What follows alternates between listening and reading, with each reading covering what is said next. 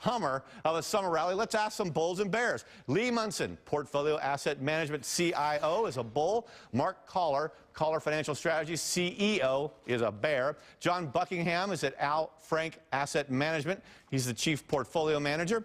And let's start with Lee Munson.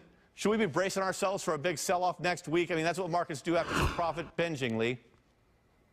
Well, you know, I thought there was going to be, and I expected today to be the pause that would refresh, but I'm not so sure, and I think that any slide that we're going to get is going to be mild.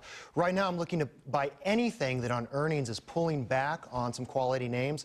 Netflix today is, said something interesting. They said basically people are still looking to save money, they're still looking to stay inside, but their profits are up, they're making more money. So yeah, I think that if you see any type of pullback right now, go for it. Lee, after a big rise like this, we often have like a little 10% dip as a correction, and then you go back up again. You don't see a 10% pullback, right?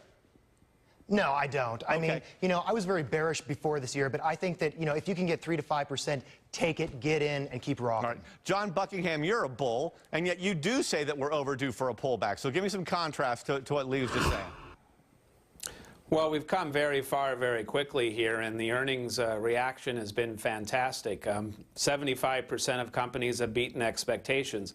I know that most of the time it's about 60% that do, but we've really had a tremendous reaction. I think, though, that you can't grow straight up. I know the NASDAQ was up 12 straight days before today, and ultimately you do need some sort of a pullback, but I would agree that that's a time that if you've been sitting on the sidelines, that's one of the fascinating things here. There's so much money that's waiting to get into the market. And even today, when we had the early morning sell-off, it just couldn't keep the market down. Yeah, I was kind of surprised at that because I thought for sure we'd have a nice 200-point sell-off. Mark Collar, the bear among us, you went to 100% cash a few days ago. Yes. What are you thinking? You're going to miss out on the next leg of the rally, babe. No, you know what? The rally could actually happen. It could go as high as 11,000. But you got to understand, Dennis, most of our clients are seniors.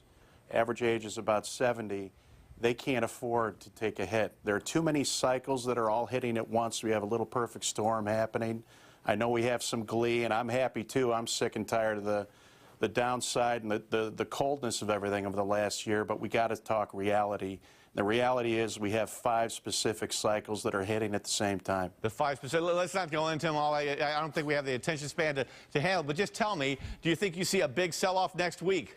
I don't believe it'll be a big sell-off, but between now and we're looking actually about 8 weeks from now, we could have a massive pullback, yes. All right, and between now and 8 weeks, a massive pullback? Go ahead. I'm sorry. No, I don't see where that's going to happen. I mean, we don't have any. I mean, there's no resistance on the S&P until about 1100, and I think that we don't have a Fibonacci retracement until about 888. So I don't think that the old Fibonacci retracement. I was wondering who was going to say the old Fibonacci retracement, the old 13th century mathematician. It's true. Yes, well, and that would be just. I'll go for a little 10% correction, but I hope it holds on a little more before we have to do that. All right, thanks very much, guys. We got more bulls and bears coming in after the break. And we're also getting actionable, and we're going to pick a few winners a little later. And have you seen the president's new poll ratings? And not so good. And as you hear from the song there,